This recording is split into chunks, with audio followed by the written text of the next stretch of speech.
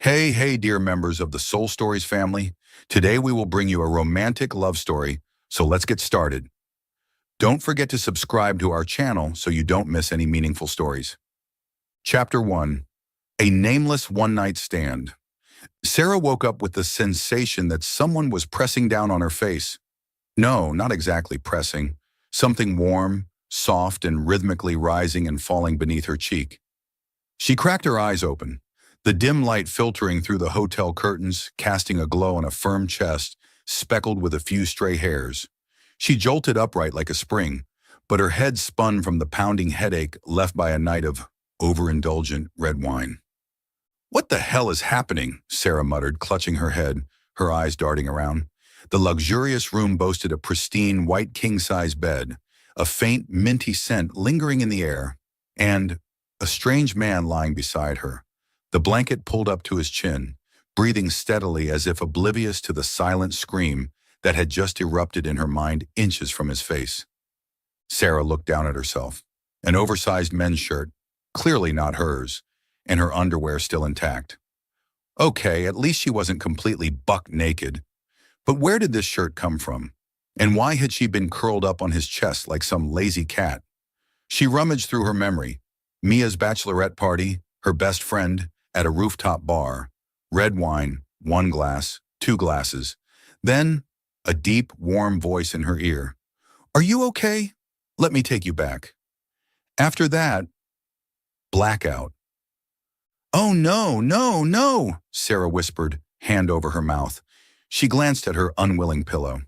He had dark brown, slightly messy hair, thick brows, and sharp facial features that she had to admit were damn handsome, even in sleep. But so what if he was good-looking? She didn't know who he was. She had to get out. Now. Sarah slid off the bed quietly, careful not to jostle the mattress. She spotted last night's cocktail dress draped over a chair, slightly wrinkled but wearable. She hurriedly slipped it on, trembling hands fumbling with the zipper, her eyes never leaving the stranger. As she bent to grab her purse, a small, star-shaped silver earring, a birthday gift from her mom back in college, slipped from her ear, rolled under the bed, and made a faint ting. Sarah froze, glancing at him. He stirred slightly, mumbling something like, "Don't go," but his eyes stayed shut. Her heart pounded. "No, no, don't wake up now," she silently begged, then decided to abandon the earring. Her life, no, her dignity, was worth more. She bolted for the door with the speed of a sprinter, stealing one last look back. He was still asleep, blanket tucked around him, only his tousled hair and a hand peeking out. A nice hand, long and slender, wearing a simple silver ring. "Who knows, maybe he's a millionaire," Sarah mused, then laughed at herself. "Millionaire or not, I swear I'll forget this by the end of today." The door clicked shut behind her. Sarah stood in the hotel hallway, panting, hair a mess, dress crumpled. A cleaning lady pushed her cart past, eyeing her with a knowing look. "Fun party last night, huh, kiddo?" she teased. Sarah blushed, mumbled, "Yeah," and dashed into the elevator. Meanwhile, back in the hotel room, Nick opened his eyes. He frowned, his mind still foggy, as if stuffed with cotton. He wasn't the type to get drunk easily. A lawyer like him always stayed sharp in any situation. Yet last night, after randomly meeting a tipsy girl at the bar, everything had somehow spiraled out of control. Nick sat up, pulling the blanket off, and realized he was down to his underwear. "Damn it," he muttered, rubbing his temples. He scanned the room, empty, save for a lingering trace of perfume, a sweet, woody scent he couldn't shake. On the pillow beside him, he noticed a long, light brown strand of hair caught there. He stood, slipping back into his shirt, now missing a button, and paced the room for clues. As he grabbed his shoes from under the bed, he heard a faint ting, bent down, and saw a silver star-shaped earring roll out from the shadows. Nick picked it up, studying it. Did she leave this behind? He wondered. Fragments of the night came back. A long-haired girl, bright eyes, giggling as he tried to joke to keep her alert. He'd brought her here because she couldn't remember her address. And then, what had happened? He wasn't sure, but the warmth of her resting against his chest lingered, vivid and strange. Nick slipped the earring into his pocket, unsure why he didn't toss it. He didn't know who she was, but part of him wanted to find out. Maybe she's wondering about me too, he thought, then shook his head with a faint smile. Probably not. She bolted like she was escaping. He stepped onto the balcony, gazing at the waking city. A cool morning breeze brushed past. Nick rubbed his forehead, trying to recall more, but all he had was her blurry image. And the last thing he'd heard before drifting off, "You're so warm." Sarah sat in a taxi home, vowing to bury this at the bottom of the ocean. She didn't know his name, couldn't clearly recall his face, and would never see him again. A minor accident, Sarah. Forget it, she reassured herself, but deep down she couldn't erase the strange warmth of that chest. Meanwhile, Nick stood in the empty room, holding the tiny earring. He wasn't one to believe in fate, but for the first time he wondered, who is she? And a vague hunch told him their story wasn't over. Chapter 2. 3 months later, a growing belly, a racing heart. 3 months had passed since that fateful night Sarah swore she'd bury in the depths of her memory. She'd done well, or so she told herself. Life returned to normal. Long days at the interior design studio, evenings with chamomile tea and Netflix, and not a single thought about the warm-chested guy from the hotel. Until this morning. Sarah stood in the bathroom, hands trembling as she held a pregnancy test, staring at 2 glaring red lines. "No way," she muttered, tossing it in the trash only to fish it out again, glaring at it as if sheer willpower could turn it into 1 line. But no, the 2 lines stayed, stark and merciless. She sank to the floor, hands on her head. "I'm pregnant? Seriously? With who?" She scoured her memory, digging for any scrap from that night. Mia's bachelorette party. Red wine. Too much red wine. A deep, warm voice in her ear. "Are you okay? Let me take you back." A hint of mint in the air. And then, waking up on a stranger's chest, fleeing in panic. That was all she had. No name, no face, just a faded memory like a silent film with missing scenes. "Oh God, am I the lead in some terrible movie?" Sarah muttered, hand brushing her stomach. Now she noticed it was slightly rounded, no longer flat. She stood before the mirror, lifting her shirt, staring at the work in progress. "Hi, little one," she said, half joking, half teary. "Mom doesn't know who your dad is, but I'm definitely not telling you this story." Sarah decided to keep it secret. Not a word to Mia, not to her mom, who'd faint if she knew her single 28-year-old daughter was about to be a single mom. She told herself she could handle it, as she always had with everything. But deep down, a quiet panic grew. "Who's the father? How do I find him?" That afternoon, Sarah had a big meeting at the interior design firm where she freelanced. A VIP client needed urgent advice for a new penthouse, and her boss practically begged her to take it. "Sarah, you're the best here. Don't let me down," he texted. Sarah sighed, slipping into a loose dress to hide her budding belly, spritzing her favorite woody sweet perfume, and heading to the office. She entered the meeting room, files in hand, mind still adrift with the pregnancy test. Her boss, Henry, introduced them. "This is Nick Carter, a lawyer from Carter and Associates. He needs his penthouse redesigned in 2 months." Sarah looked up, ready with a professional smile, but froze. The man before her was about 32, tall in a perfectly tailored gray suit, with dark brown, slightly messy hair, thick brows, and piercing blue eyes. He was reserved, a touch cold, but something warm hid beneath his stiff exterior. A shiver ran down Sarah's spine. She wasn't sure why, but he felt familiar. Nick looked at her too, a flicker of surprise crossing his face before settling back to neutral. He stood, shaking her hand. "Nice to meet you," he said, his low, steady voice jolting her. That voice, wasn't it the one from her drunken haze? And the scent, not mint, but a woody citrus blend, close to her memory. Sarah tried to stay calm, sitting across from him. Henry launched into the project details, but her mind wandered. She stole glances at Nick, his hand on the table, wearing a simple silver ring. She recalled the hand sticking out from the hotel blanket. Coincidence? No, it couldn't be. The world wasn't that small. Nick, though, knew her instantly. That sweet, woody perfume. It was the scent he couldn't forget from 3 months ago. The long-haired girl with bright eyes who'd left him in that hotel room with a tiny earring. He kept it in his desk drawer, unable to toss it. Now seeing her here, he wasn't sure what to say. Did she remember him, or did she not know what happened either? The meeting dragged on for 20 minutes before diving into specifics. Nick asked, "Can you start this week?" "I need the space done soon."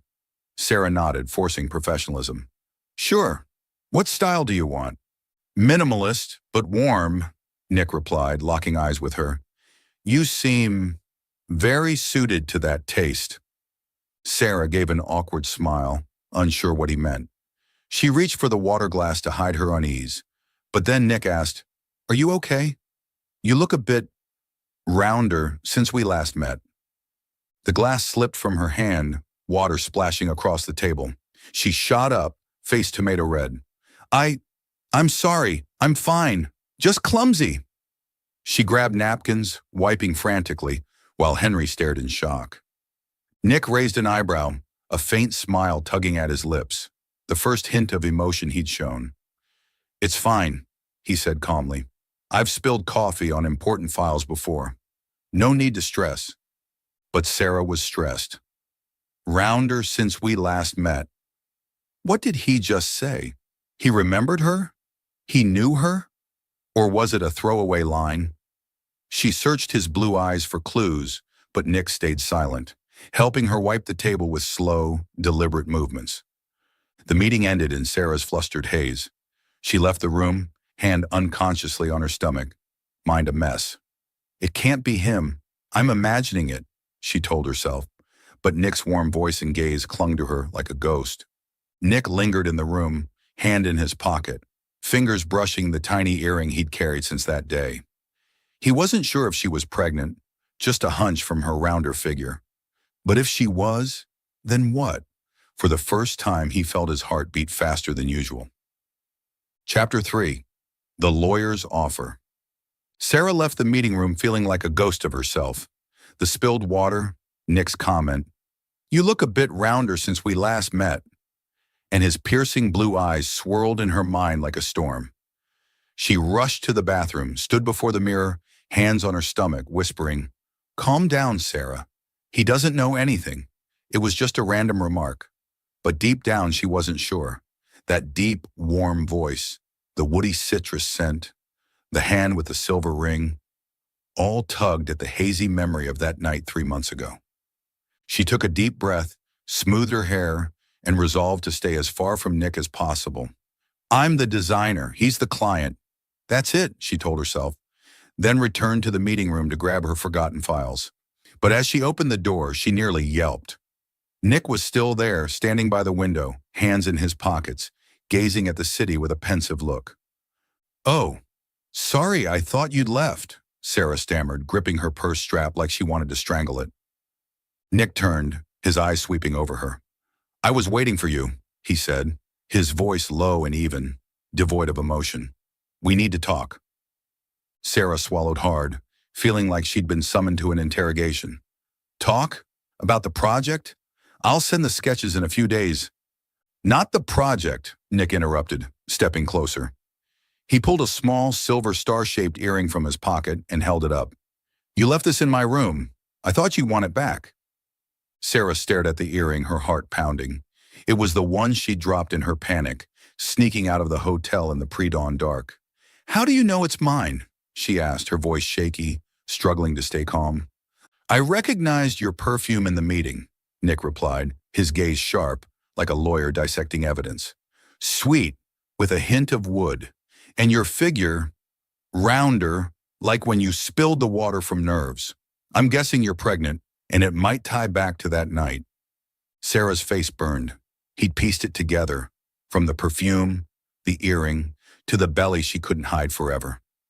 "What are you talking about? I don't understand," she protested, but her voice cracked with panic.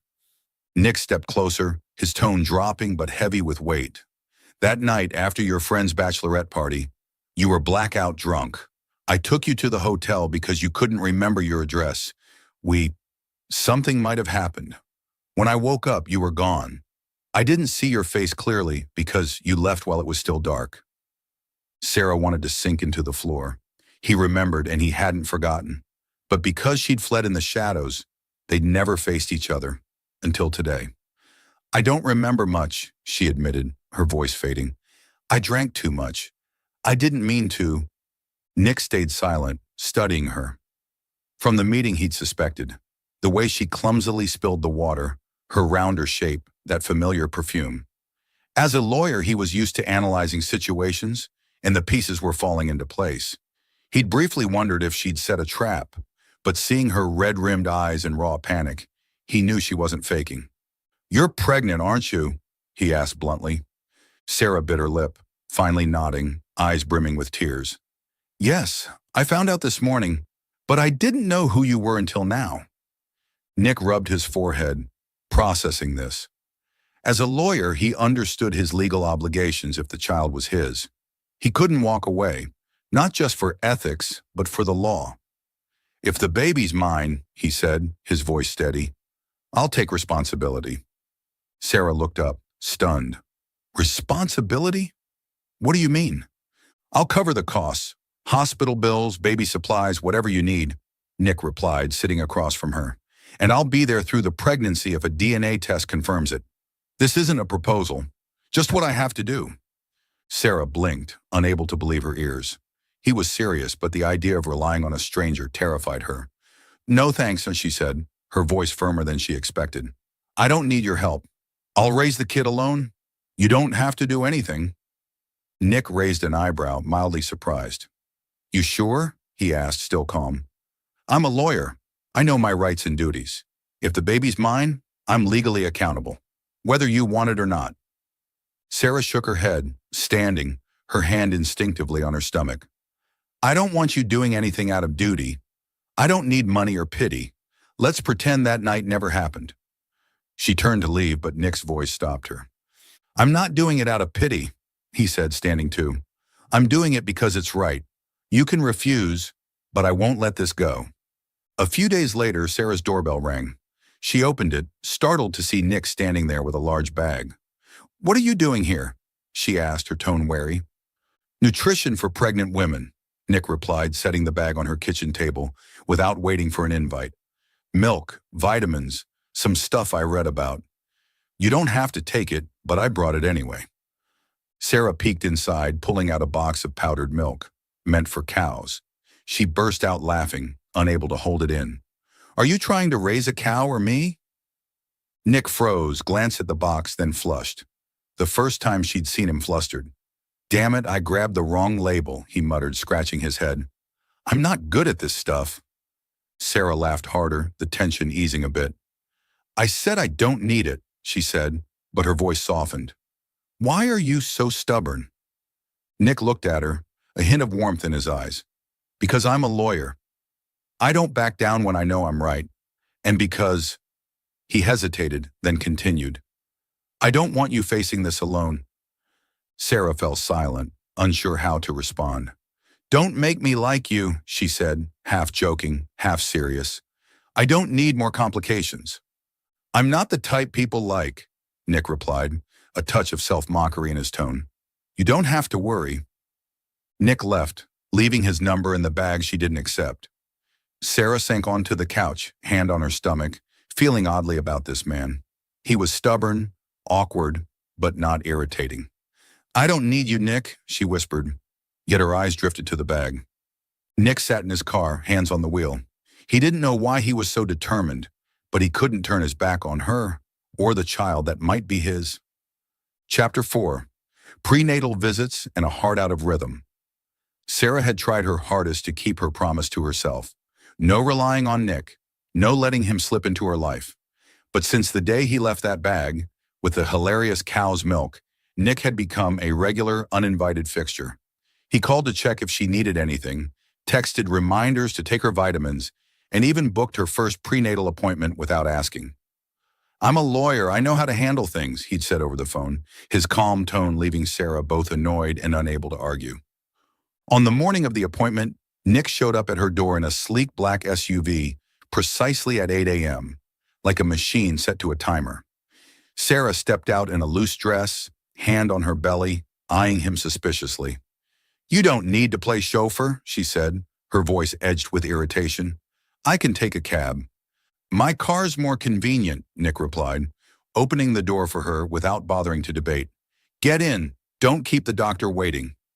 Sarah sighed, reluctantly sliding into the passenger seat. The drive was suffocatingly silent.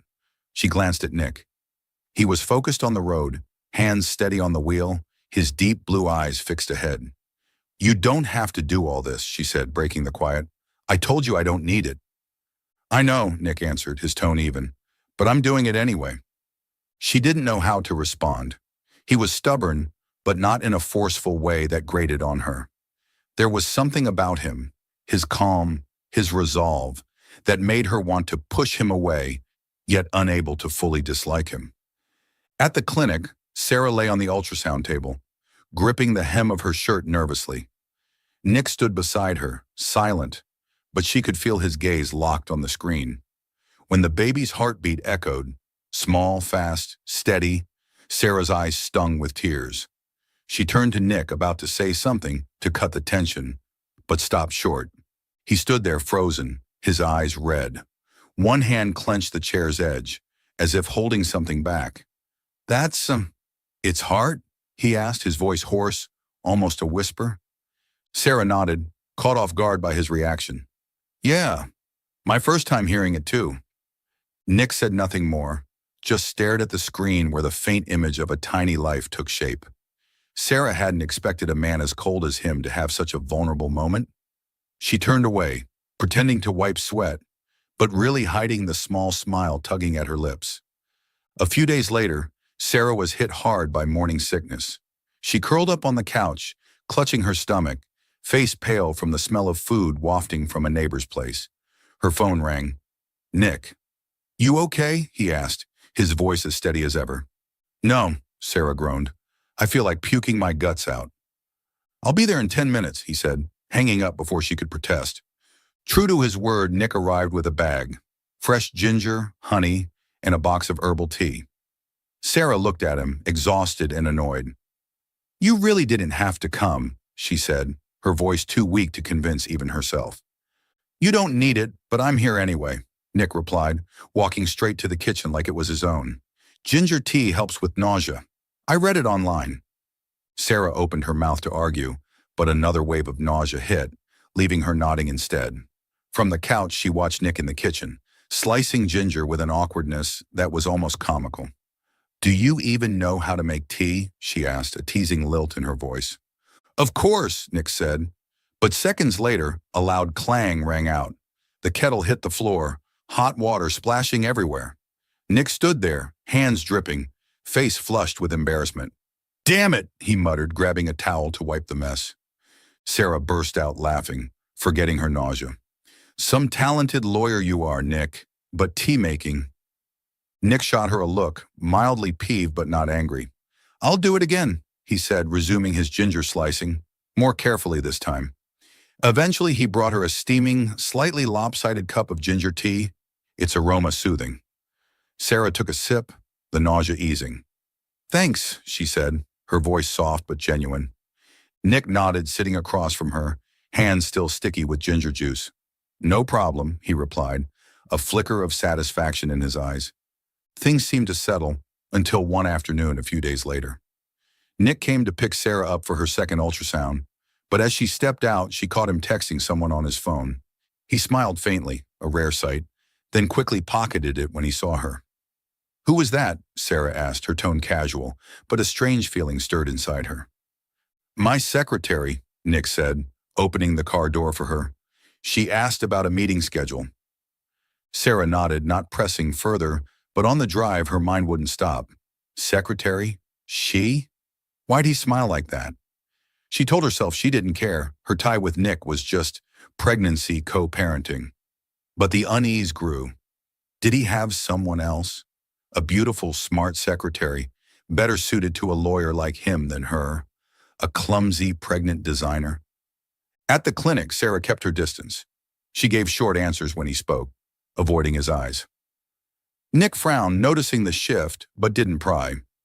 In the ultrasound room, the heartbeat sounded again, but this time Sarah didn't look at his reaction. She hugged her belly, telling herself, "Don't care, Sarah. He's not yours." On the drive back, Nick broke the silence. "You okay? You seem off."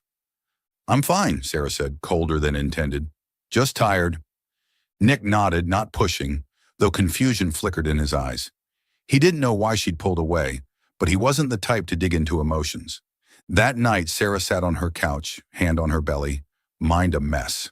She hated admitting it, but Nick's smile while texting haunted her. "I shouldn't care," she whispered. "He has his life. I have mine." But her heart, for the first time in 3 months, raced for a man she'd sworn to ignore. Nick, in his apartment, stared at the tiny earring on his desk. The secretary's text was just a joke about a case he'd won, but he couldn't figure out Sarah's odd reaction. He rubbed his forehead, telling himself, "She's just the mother of my kid." Nothing more. But deep down, he knew it wasn't that simple anymore. Sarah resolved to keep Nick at arm's length, not letting him burrow deeper into her life. Yet every heartbeat she heard, every clumsy attempt he made to care for her, her heart stirred, despite her resistance. Nick drove home, gripping the wheel tighter than usual. He didn't understand her, but one thing he knew. He didn't want to stop, not just for duty, but for something he wasn't ready to name. Are you still following the story? Let us know what you'd like to see next. We'd love to hear your thoughts. Chapter 5. The Past Unveiled. Sarah had been trying hard to keep her distance from Nick after the smiling at the secretary incident she'd spun into a cheesy rom-com in her head.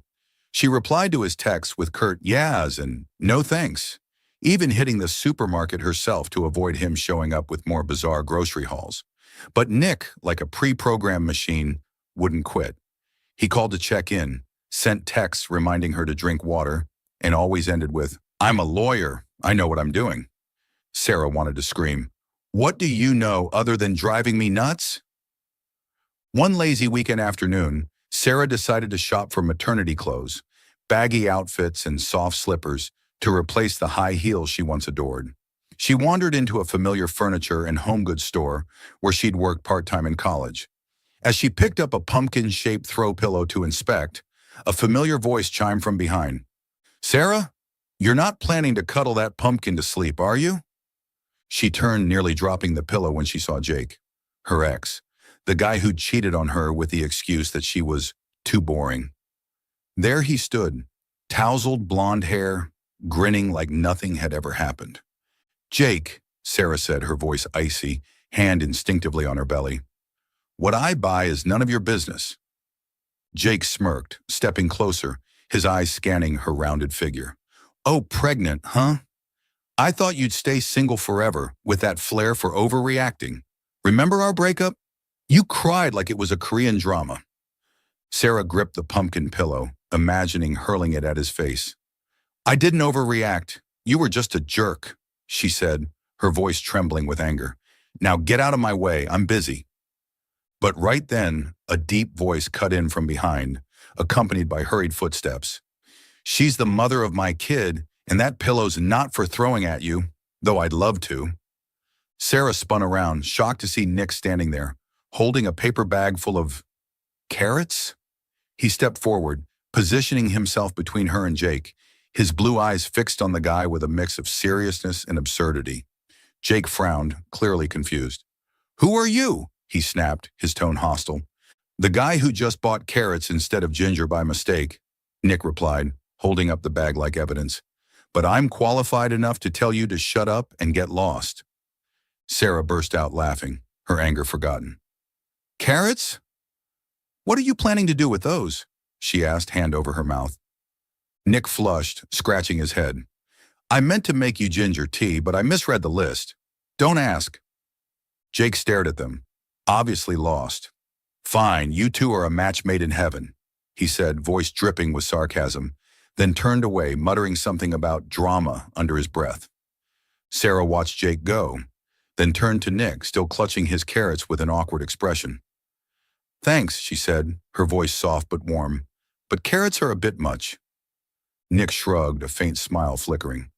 "I'm not great at this stuff, but at least I shut him up."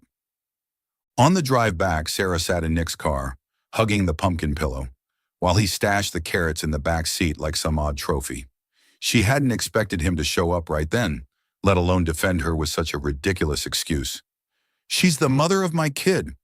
Those words echoed in her mind, silly yet making her heart beat a little faster. "You didn't have to do that," she said, breaking the silence. "I could have handled Jake." "I know," Nick replied, eyes on the road, "but I didn't like seeing him mock you, and I got a bit flustered after buying the wrong stuff." Sarah laughed loudly, feeling at ease with him for the first time. "You're the clumsiest lawyer I've ever met," she teased. "Why carrots of all things?" Nick glanced at her, a hint of embarrassment in his eyes. "An ex-girlfriend once laughed at me for not knowing how to cook," he said, his voice lowering. "She called me too stiff, then left me for a chef. Since then, I've been wary of getting close to anyone." Sarah was taken aback by his openness. She'd always seen him as cold, but now she glimpsed a Nick who was awkward, endearing in his own way. "I get it," she said gently. "Jake dumped me for being boring. I cried for a week, then swore I'd never trust anyone again." Nick chuckled softly, the first real laugh she'd heard from him. "So we're alike," he said. "Two clumsy people, now tied together by a baby." Sarah laughed too, a warmth creeping into her chest. She still feared opening up, but this moment, with Nick and his ridiculous carrots, made it impossible to hate him. That evening, Nick stayed at Sarah's longer than usual. He insisted on making carrot soup to make up for it, despite her protests. She sat on the couch watching him fumble in the kitchen, spilling salt on the floor, nearly burning the pan. "Are you sure you're a lawyer?" she yelled from the living room, laughing so hard her stomach hurt. "Lawyer, not chef," Nick shot back, bringing out a bowl of strange orange soup. "Try it. It won't kill you." Sarah took a sip, wincing at the saltiness, but smiled anyway. "Thanks," she said sincerely. "Even if it's awful." Nick sat across from her, a glint of satisfaction in his eyes. "If the kid asks about its parents," he said suddenly, his voice low, "what do you want me to say?" Sarah froze, caught off guard by the question. She looked at him, seeing both seriousness and gentleness in his gaze. I don't know," she replied, her voice softening. "Maybe your dad once tried making carrot soup and failed miserably?" Nick laughed, a rare sound that startled her. "Fair enough," he said, "but I'd add, your mom laughed so hard she forgot to cry." Sarah went quiet, hand on her belly, heart racing. She didn't respond, but the smile lingered on her lips. That night, lying in bed, Sarah thought about Jake, Nick, the carrots, and the salty soup. She felt closer to him, yet still afraid, not of him, but of herself liking him too much. Nick drove home, hands on the wheel, still smiling as he recalled Sarah's laughter. He wasn't good at love, but for the first time he wanted to try, for her and for the baby whose heartbeat he'd heard. Chapter 6. The First Taste of Jealousy. Sarah was getting used to Nick's presence in her life, even if she didn't want to admit it. After the carrot fiasco and the salty soup, she stopped pushing him away. Not because she needed him, but because he kept showing up with reasons so absurd she couldn't stay mad. He brought real ginger this time, no mix-ups, brewed tea clumsily but with fewer spills, and even assembled a small shelf in her living room, though he lost 2 screws and resorted to duct tape.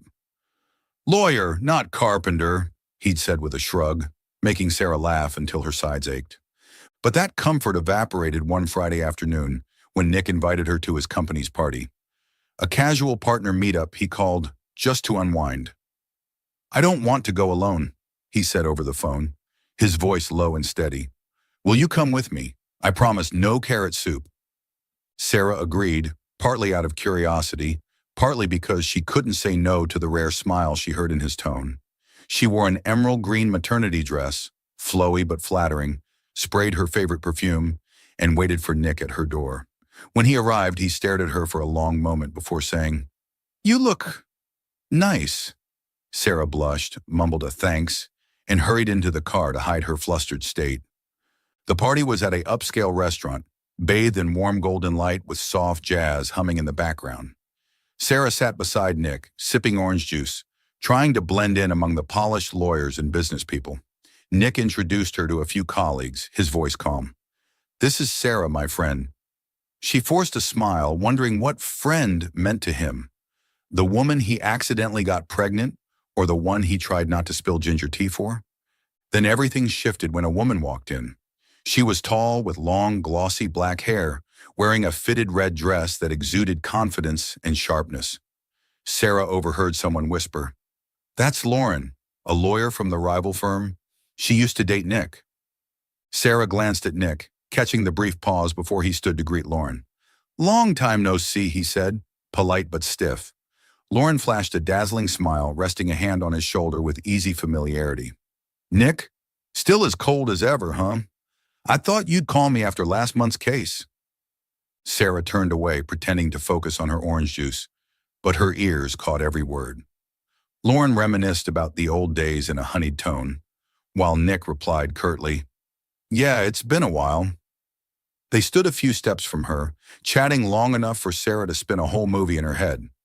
Lauren, gorgeous, brilliant, perfect ex-girlfriend, back to rekindle things with Nick, while she was just a clumsy pregnant woman in the way. "I don't care," Sarah told herself, taking a big gulp of juice and nearly choking. "He can talk to whoever he wants." But the rest of the afternoon she sulked, forcing smiles at Nick's colleagues' small talk, and even refusing the chocolate cake he brought her. "I'm full," she lied, though her stomach growled in protest. Nick frowned, sensing the change, but didn't press. He just sat quietly beside her, occasionally glancing over as if wanting to say something. Sarah told herself she wasn't jealous. No way. But the gnawing discomfort clung to her like a new wave of morning sickness. The party peaked when Lauren took the small stage, delivering a brief speech about a collaboration between their firms. She finished by looking at Nick, beaming, "I hope to work with you more, Nick." Like old times. Sarah gripped her glass, picturing herself chucking it at Lauren. Not out of jealousy, just mild annoyance. But then Nick stood, taking the stage for his turn. Microphone in hand, his voice steady as ever, he thanked the crowd, then unexpectedly turned to Sarah.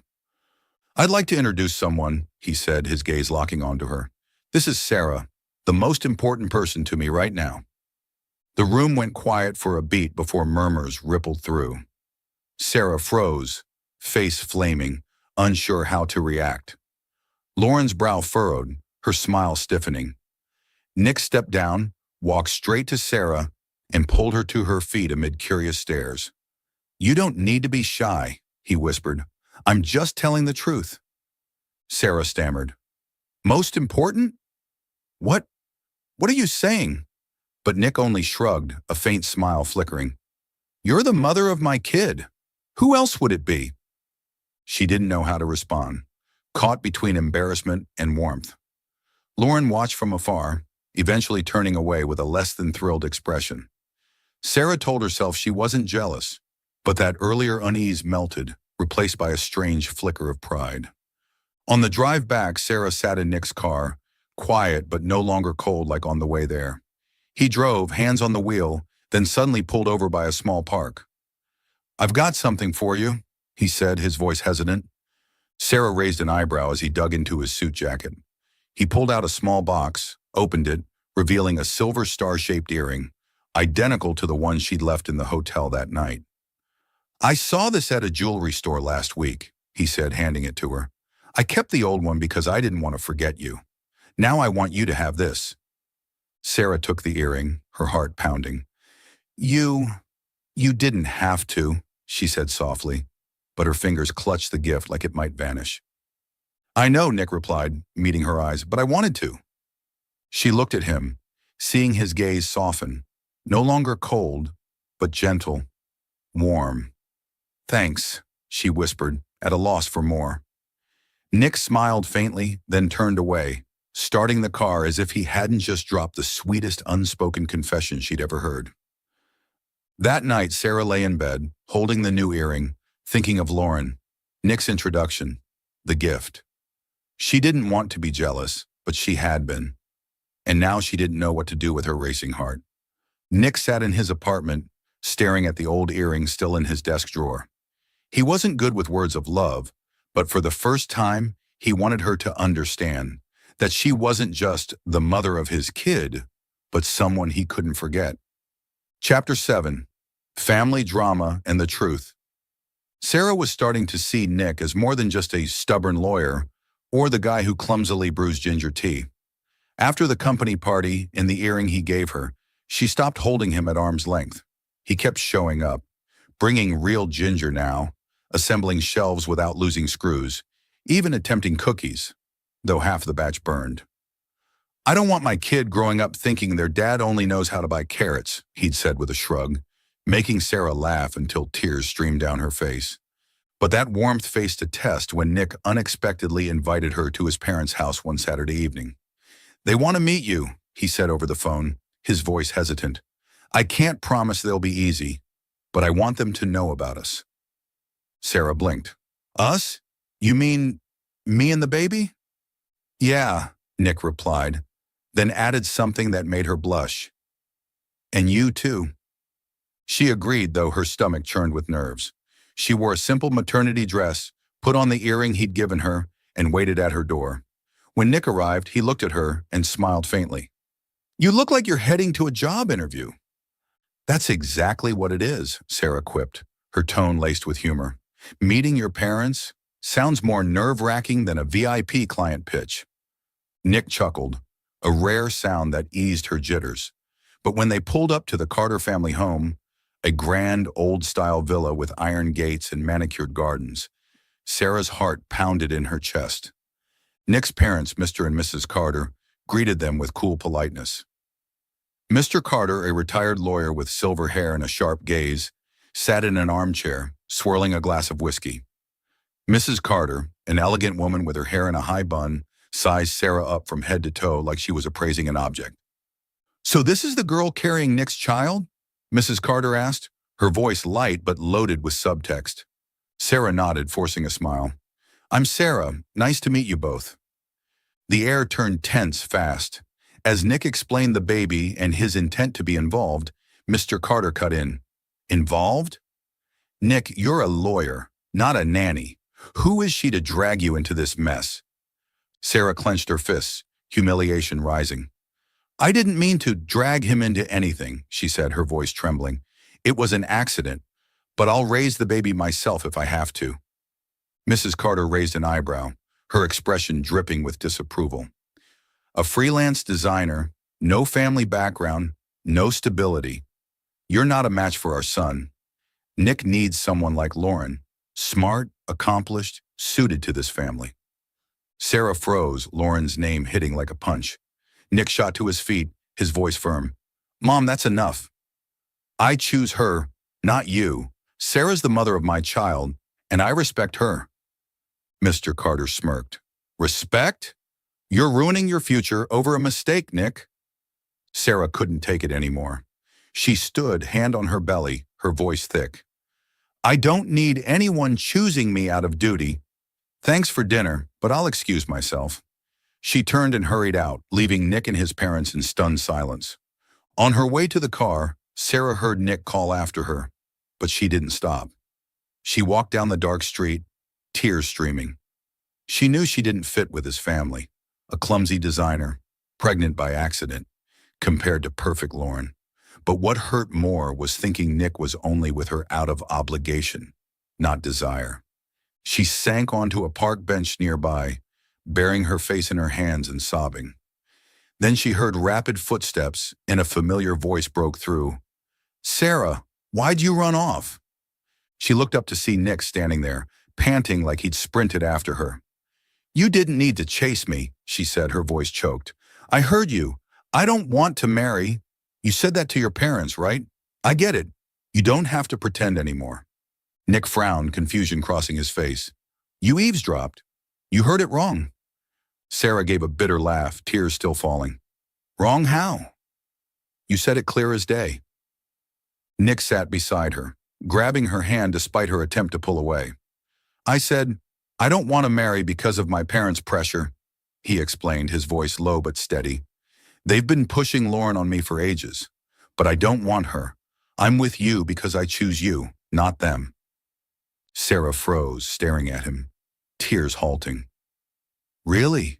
She asked, her voice small, barely believing. Nick nodded, squeezing her hand tighter. I'm not good at this stuff, he said, a touch awkward. But I don't want to lose you again. You leaving me in that hotel the first time was bad enough. Sarah laughed through her tears, recalling the night she slipped away in the dark.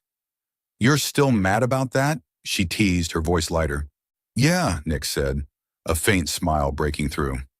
But I'm not letting you go now. She looked at him, seeing his eyes soften, no longer cold but gentle, sincere. She didn't know what to say, just leaned her head on his shoulder, feeling the familiar warmth of his chest, like that first night, but this time she didn't run. On the drive back, Nick kept one hand on the wheel, occasionally brushing hers as if to confirm she was still there. My parents will have to get used to this, he said softly. They don't control my life. Sarah nodded, hand on her belly. Thanks, she whispered, for not giving up on me. Nick smiled faintly. I'm a lawyer. Giving up isn't my strength. Besides, who'd brew your ginger tea if I left? Sarah laughed loudly, the weight lifting. She wasn't afraid anymore. Not of his family, but because she knew he'd stand by her, clumsy or stiff as he might be. That night, Sarah lay in bed, hand on her stomach, thinking of Nick's parents, the misunderstanding, his words. She no longer doubted him, and for the first time, she wanted to believe they could be a real family. Nick sat in his car outside her place, looking up at her lit window. He wasn't good at love, but for the first time, he knew he didn't want to lose her. Not out of duty, but because she was the one he'd chosen, ever since the night she left that earring on his bed. Chapter 8. A confession on the delivery table. Sarah had never imagined her life taking this turn, from a panicked girl fleeing a hotel after a drunken night, to a mother-to-be with Nick by her side, a man she once called an accident, but now couldn't bear to lose. After that night in the park, when he held her hand in the cold wind and said, I don't want to lose you again, Sarah stopped fighting her heart. He was still as clumsy as ever, spilling ginger tea, dropping screws while assembling shelves, burning cookies. But every time he shrugged and said, I'm a lawyer, not a chef, her heart warmed. Her pregnancy reached the 8th month, and Sarah felt every tiny kick inside her, a reminder she was no longer alone. Nick had changed too. He read parenting books, brought over quirky gadgets, like a white noise machine he swore would help you sleep, only to break the cord and sheepishly ask her to fix it. My kid deserves a dad who can do something, he'd said, and Sarah laughed, amazed at how serious he'd become. But that fragile peace shattered one Friday night as dark clouds swallowed the city sky. Rain began to fall, heavy drops pounding the windows, the wind howling through the cracks like a somber melody. Sarah was on the couch, hand on her belly, watching a comedy when a sharp pain stabbed through her. She took a deep breath, thinking it was just a false contraction, but then a second wave hit, fierce and cutting, making her groan and drop the remote to the floor. It's not time yet, she whispered, glancing at the clock, 2 weeks shy of her due date. But the pain didn't wait, crashing in faster, fiercer as if tearing her apart. Panicked, her trembling hands grabbed her phone, dialing Nick, praying he'd pick up in the dead of night. Hello, Sarah? Nick's voice came through, groggy but snapping alert at her ragged breathing. What's wrong? Nick, I think I'm going into labor, Sarah said, her words broken, clutching the phone so hard her knuckles whitened. What? Nick bolted upright. She heard something crash, probably his bedside lamp, followed by a quiet, damn it. He shouted into the phone, Are you okay? I'm coming. Don't hang up. Sarah managed a weak laugh through the pain. Don't drive too fast. It's pouring. She heard the rain hammering through the speaker as Nick rushed outside, the car door slamming, the engine roaring to life. I'm on my way, he said, his voice urgent but steadying. Keep talking to me. Don't be scared. You say that like it's easy, Sarah replied, forcing humor, though her face paled. I'm dying over here. I know, Nick said, and she heard a horn blare amid the rain pelting his windshield. I'm almost there. Breathe deep. You've got this. The pains came relentlessly, making it impossible to sit still. Sarah dragged herself to the door, hand on her belly, planning to call an ambulance, when headlights pierced the thick rain. Nick leapt from the car, his suit soaked, hair plastered to his forehead, rushing to catch her as she nearly collapsed. "Why didn't you wait inside?" he yelled over the wind, arms steadying her. "Because you're slow as a turtle," Sarah shot back, voice choked with pain, clinging to him as another contraction hit. Nick didn't argue, just helped her into the car and sped to the hospital. Rain battered the glass, visibility near zero, but he held her hand the whole way, whispering, "I'm here, Sarah. Don't be afraid." At the hospital, Nick carried her into the ER, his soaked clothes dripping on the floor. Nurses rushed Sarah to delivery, and Nick followed, shouting at them, "I'm the father. Don't kick me out." In the delivery room, Sarah lay on the table, gripping Nick's hand, sweat streaming down her forehead. The pain was unbearable, making her scream, but Nick's voice cut through, low and firm. "I'm here, Sarah. You're stronger than anyone I've ever met." She turned to him, vision blurred with pain and tears. Tell me something," she whispered, voice faint, "to take my mind off this." Nick froze, then nodded, still clutching her hand. "The first night we met," he began, voice rough, eyes tinged with nostalgia. "You were wasted, giggling as I tried to get your address. I took you to the hotel because I couldn't leave you on the street, and the next morning, you were asleep on my chest, peaceful like nothing had happened. I thought you were a huge mess, a stupid mistake of mine. But you're the best mistake I've ever made, Sarah." Sarah smiled faintly through tears, the pain easing slightly with his voice. "I ditched you," she said, voice breaking. "You weren't mad?" "I was," Nick replied, eyes red, hand trembling as it held hers. "You slipped out in the dark, leaving me with that earring and an emptiness I couldn't explain. I looked for you in every perfume, every long strand of hair I saw. And now I'm here, in this storm, because I can't imagine my life without you." Warmth seeped through her amid the brutal pain. Nurses urged her to push, and Sarah braced herself, squeezing Nick's hand so hard he winced but didn't let go. He leaned close, whispering in her ear, "Let me be your husband, not just the father. I want to wake up beside you every day, hear you laugh when I spill ginger tea, grow old with you. I love you, Sarah." Sarah froze, tears spilling not from pain, but from uncontainable joy. She looked into his deep blue eyes, seeing the love and sincerity he'd kept hidden, and nodded, voice choked. Yes, Nick. I love you too." Nick grinned, the brightest smile she'd ever seen, tears streaking his face. He kissed her forehead, whispering, "Thank you." Then with one final push fueled by every ounce of strength she had left, a baby's cry pierced the room, shattering the tension. Sarah collapsed back, panting, mind hazy, but her eyes locked on the tiny bundle the nurse lifted. "A girl," the nurse said, smiling, placing the baby in Sarah's arms.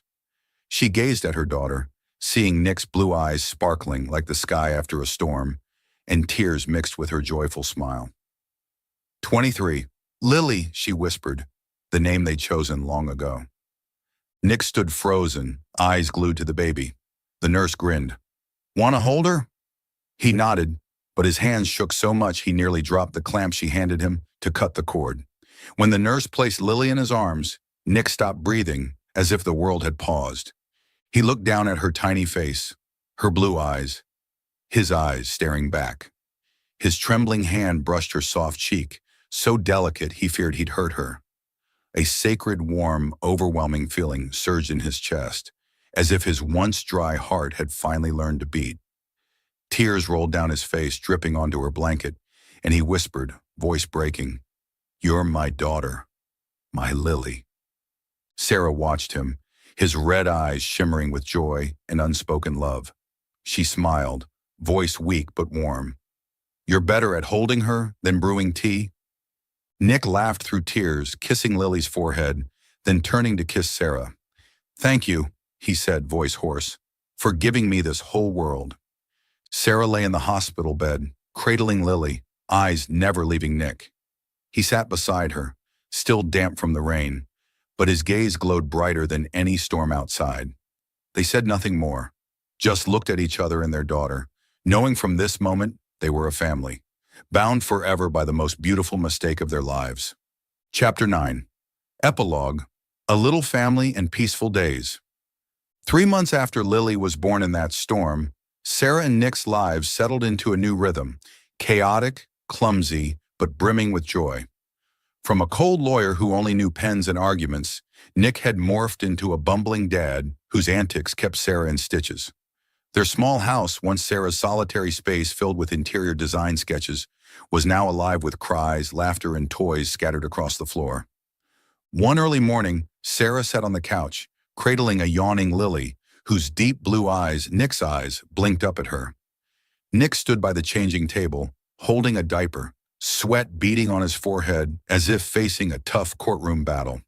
"Why won't this stick?" he muttered as the diaper fell off for the third time, leaving Lily wriggling bare-bottomed. Sarah burst out laughing, clutching her stomach so hard she nearly dropped Lily. "You're a lawyer, Nick. Can't you read the instructions on the pack?" "Law school didn't teach a diaper changing," Nick grumbled, though not truly annoyed. He bent down, trying again, but this time he taped it upside down, prompting Lily to wail. "Damn it," he muttered, scratching his head, shooting Sarah a pleading look. "Give it here," Sarah said, setting Lily on the couch and fixing the diaper in 10 seconds flat. She looked up, grinning. "See? Easy as pie." Nick shrugged, scooping Lily up and kissing her cheek with a prideful air, despite the slightly crooked diaper. "At least I made her laugh," he said, pointing at Lily, giggling in his arms. Sarah shook her head, laughing until her sides hurt. "Yeah, because she knows how funny her dad is." They tended to Lily together day by day, from sleepless nights rocking her to sleep, with Nick singing "Twinkle, Twinkle, Little Star" in a stiff, courtroom monotone that had Sarah stifling laughter, to afternoons when he pushed the stroller in the park. So clumsily, he nearly tipped over her milk bottle. Through each moment, Sarah watched their little home take shape. Not perfect, but exactly where she belonged. 6 months later, they decided on a small outdoor wedding in the garden behind Nick's house, where he'd planted a tiny apple tree, vowing to care for it like our kid. Only a handful of close friends attended. His parents weren't there. They still hadn't fully accepted Sarah, but Nick didn't care. "They don't get to run my life," he told her, and she knew he meant it. The ceremony took place on an autumn afternoon, soft golden sunlight filtering through the leaves, a gentle breeze lifting Sarah's hair. She wore a simple white dress, nothing fancy, holding Lily as she walked toward Nick. He stood there in a gray suit, ring in hand, his blue eyes locked on her, unblinking, just like the night he'd raced through a storm to reach her. As he slipped the ring onto her finger, his hand trembled slightly, but his voice was low and steady. "From my chest to my heart, you've always had a place. I'm not good at love, not good with sweet words, but I promise to spend my life brewing ginger tea for you, no matter how many times I spill it." Sarah laughed, tears streaming down her cheeks. "You're better than you think," she replied, voice choked, "and I'll stay with you, no matter how many kitchens you burn down." She stood on tiptoe, kissing him amid their friends' hearty applause, while Lily giggled in her arms as if joining the celebration. That evening, with Lily asleep in her crib, Sarah and Nick sat on the porch, hand in hand, gazing at the moonlit sky. The air was still, broken only by rustling leaves and their steady breathing. Sarah leaned her head on his shoulder, feeling the familiar warmth of his chest. The warmth she'd woken up to in that hotel, now her home. "Nick," she whispered, voice soft but full of feeling. "If there's a next life, I'd still want to wake up beside you, on your chest, like that first day." Nick turned to her, his gaze gentler than ever. He leaned down, kissing her forehead softly, whispering, "And I'd still keep your earring, so I'd never forget you, no matter how many times you ditch me." Sarah smiled, pulling him into a tight hug, and in that moment, she knew that no matter how many storms life threw their way, they'd always find each other, just like that fateful night that bound them forever. Sarah and Nick sat there, fingers intertwined, staring at the peaceful night sky. Lily slept soundly in her crib, their little home filled with love and laughter. From a silly mistake in a hotel, they'd built a family. Not flawless, but everything they needed. And in their hearts, they both knew this wasn't just an ending, but the start of peaceful days ahead. Thank you for following this heartfelt story of Soul Stories channel. Share your thoughts about the story in the comments below. If you believe that true love can withstand all trials and sometimes begins in the simplest of ways, don't forget to hit the like button and share this story with your friends. To never miss out on touching and meaningful stories, subscribe to our channel and help us spread messages of love and warmth to everyone. Let's cherish the beautiful moments of life and love together.